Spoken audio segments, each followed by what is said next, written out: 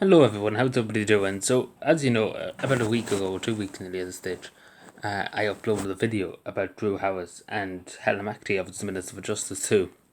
Now, I said in that video, and this is about 2 weeks ago, a week ago at this stage, you probably have heard that the sergeants and the superintendents in Garda Síochána overwhelmingly, and I mean literally overwhelmingly, 99% voted to say they wanted them to go, they wanted them to get out. They didn't want him to be the Garda Commissioner in on Garda Síochána, and that's very resounding when you hear 99%. So basically, nearly 100% of the superintendents and sergeants do not want them there as commissioner, and these are the higher ups in on Garda Síochána. So what does the only guard on the street, as I was saying in the last video, what does the only guard on the street think? Because if the higher ups in the Garda Síochána don't like him, then the only guard on the street certainly not going to like him. And now it comes down to this now. Now, on Garda Síochána, we're giving out about the roster that they have to do. So basically, they have to work about 10 hours a day, maybe 4 days a week or something like that. Or maybe it's about 4 or 5 days a week, right? And 10 hours, if you think about 10 hours, it's a long shift. It is a long shift for somebody. Particularly, again, if you're a young guard and you have children and things that, it is a hard time. And being a guard is a very demanding job, as you probably know yourself. You never know what you could face day to day. You never know what you could face in a second or a moment time. You never know, and sometimes you face tragic circumstances of huge proportions that would change your life for the rest of your life. And obviously, as I say, it does take effect on you, and obviously the long hours does take effect on anybody. And it shouldn't be. And the reason why we have to be honest with ourselves is there's not many people going on to be guards at the moment.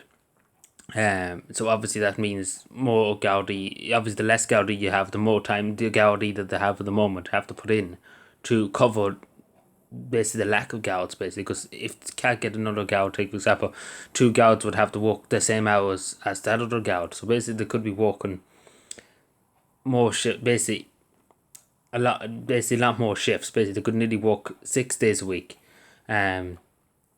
And you'll only have one day off, basically. So so obviously the unions and the guards are going to have industrial actions. They're not going to. They're going to basically, particularly in November the 10th.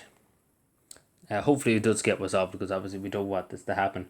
But on November the 10th, they're going to have a complete basically shutdown. And I don't really know what's going to happen. I don't think it ever happened in the Garda. I know back years ago, at one stage, the guards rang in sick. A lot of guards rang in sick, but there were still members of the force were still guards present, but obviously not the numbers that need to be put on a day-to-day basis. But they were ringing in sick a few years ago when Maurice McCabe and stuff exposed corruption in Garda Síochána. But I don't know how it's going to work this time, because it sounds like a different tone from the unions and stuff like that, because they're very not happy with the Garda management and with the Minister for Justice and the government in general, to be totally honest. So who knows what's going to happen, and probably it's during the budget too in October. There's going to be many Tuesdays that they're basically just going to have they're going to be a few guards, and then it's completely shut down on November the 10th or something like that. So we have to see about that. But the point is that we have to be honest now. We see what's happening now in Garda Síochána. This Drew Howes could have maybe survived, but now this, the door is basically there. He has to use, and he has to be gone. And he should tender his resignation. And be totally honest, the Minister for Justice should relieve him of his duties as soon as humanly possible if he doesn't tender his resignation in the morning. Because at the moment in time, and to be totally honest, we have to be honest with ourselves. Why did Drew Howes get into the position of as the Commissioner on Garda Síochána, and he was in the PSNI in Northern Ireland, and he wasn't in on Garda Síochána before that. This is the thing.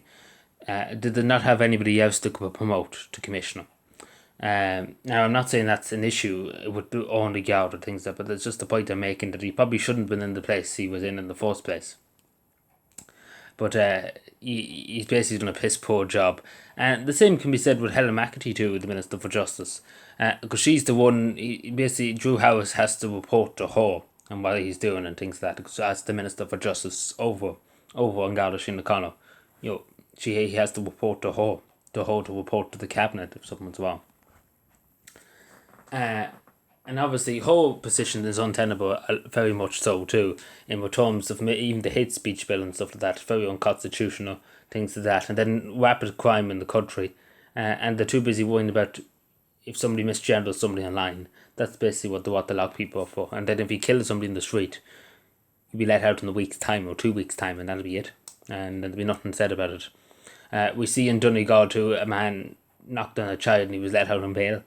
Now I don't know what, and the child unfortunately passed away because of it. And the other fellow had a criminal conviction before, and he was let out on €2,000 bail, and that was it. Nothing else was done about it, and probably not go to prison or anything for it. But it's just the justice system in this country is just rotten. It's not even justice. It's just kangaroo court to the stage that it's just literally that they let people off, and the people that don't pay their TV, can't afford to pay their TV licenses, they throw them in prison for the rest of their life. It's the fact that the smallest thing that somebody, even somebody that's homeless, and they go in and shoplift a bit of bread off the shelf to try and feed their son that's starving on the street because they have no home to go to or nothing, and they've been turned away by Dublin City Council or whatever the case may be, and that person probably end up with life in prison, and then the person that kill somebody in the street, God forbid, and if God forbid if anything else happens serious like that, they just say it was a cry for help or something like that, and that'd be it. There'd be nothing never said about it again. But particularly Drew Harris, Helen McAtee in general too, but his position is untenable at the moment. Now, hopefully to do resolve it, hopefully the government do their best to try and resolve it, because we don't want the Gardaí, we don't, even a day or two, even a few days, to say in November, the TED particularly I'm worried about it, because they talk about a complete withdrawal from frontline duties. So I don't know what that means. I never ever heard of that on Garda Síneáin in the 100 years it's been established. So I don't know what that means, but I know about they probably will call on the sick days, on the budget days and stuff like that, a few guards, but obviously there would be guards employed. But it's the point that we do need men on the ground to keep order. And as the old saying was, and there was a show in the UK about it years ago, a comedy, we have to keep the thin blue line, and that's the only thing stopping society from going into total chaos and anarchy. It's just that thin blue line, and that's basically keep us of the peace, as we were called in Irish, on Garda Síneáin. And it's obviously important that we have as many guards on the ground as humanly possible to stop crime and to respond to crime and to help citizens. And we don't want to see them being taken off duty or going on strike and stuff like that. We don't want that. We want people to be safe. We want people to feel safe in their house, feel safe in the street. We want people to feel safe everywhere. People shouldn't have to look over their shoulder every day of every night. They shouldn't have to do that, and that's what the country is turning into, unfortunately, nowadays. That you literally have to look over your shoulder everywhere you go, and that's not good as a country, because years ago, as you know yourself, you could leave your front door open for 2 months and then come back, and everything be there where you left it, and that'd be it. Maybe there'd be an animal or two in your house, but there'd be nothing taken. If you left your door open for 5 minutes in any town or village in the country, everything would be gone. They probably would take you along with it. Because that's just the society we live in nowadays, that just literally take everything that's not battered down to the house. It's a big grift in society, but as I say, Drew Howard should be gone. He should be gone in the morning, and the same as Helen McAtee. They should be both gone, and there should be new people found that's more competent, and that can police the country better to the best of their ability. At the moment in time, it just seems like they're not bothered to do it.